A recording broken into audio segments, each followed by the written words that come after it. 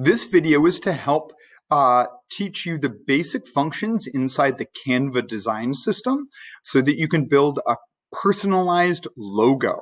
So the first thing you're going to want to do after you did the assignment from last week of joining our Canva class is to log into the Canva website. You can type in canva.com or click the link that I left for you. And you want to log in using your Google School login. Once you're here, you're going to want to look for this Create a Design button near the upper right. That's what you always use to get started from scratch. So you're going to click on that and choose from the menu Logo, L-O-G-O. So when we click on that, it will open up a blank logo right here, design.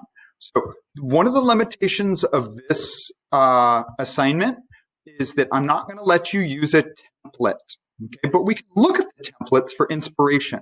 You can see that some of the templates, the cool ones, have some color in the background. They've got a shape with things on top of it and some writing. And that's up to you.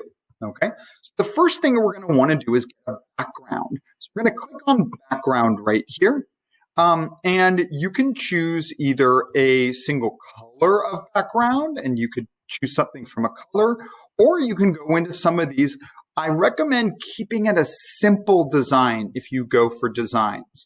So if you want a cool design, let's say in patterns, for instance, you can see some of those, or in a category, you can click on See All, and it'll show you a bunch of them. I kind of like this brick design right here, so I'm going to choose that. Okay. Now, next item, once you have a good background that you're happy with, is we're going to need a shape. Shapes are found in the elements category here on the left, and one of the subcategories is shapes. So I'm going to click on See All and look for a shape here. We want something that can serve kind of as a mini background. So I kind of like this one right here. So I'm going to click on that, although I don't like its color on that. I'm going to choose maybe a darker color like gray. So it makes things easier to read. And then I want to move that around until it's centered. I want to leave some space at the bottom for writing. You can also mess with how see-through it is by clicking on this transparency tool and making it more or less see-through. I like it maybe slightly see-through like that, so we could still easily read it.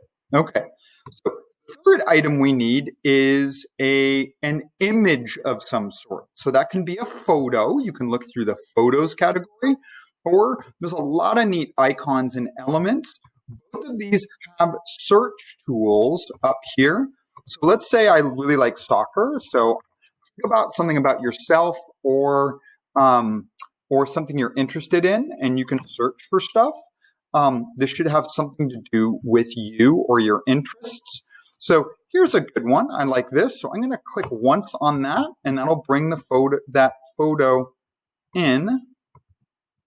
And I'm going to move it up by clicking on this four-way arrow and dragging it up so it is positioned a little higher. And it's still nice and centered, okay? Then we're going to add in some text after that. So some pretty good font combinations that are ready to go. You want to find something that looks good with this. I like this Game On one. So you're going to want there, I'm going to want to drag this down and then have this say what I want it to say. So I'm going to have this say soccer. And I need to highlight that and change the font size to something that fits, maybe like 48, and drag it down a little bit. Okay. And then you can add in an extra item like an emoji or another shape from elements as decoration, maybe in the upper right here. When you're ready to turn this in, you can click on the download button and then add it, or you can go to share and get a shareable link where you copy it and then add that into the assignment in Google Classroom and turn it in. either download it and give me the picture,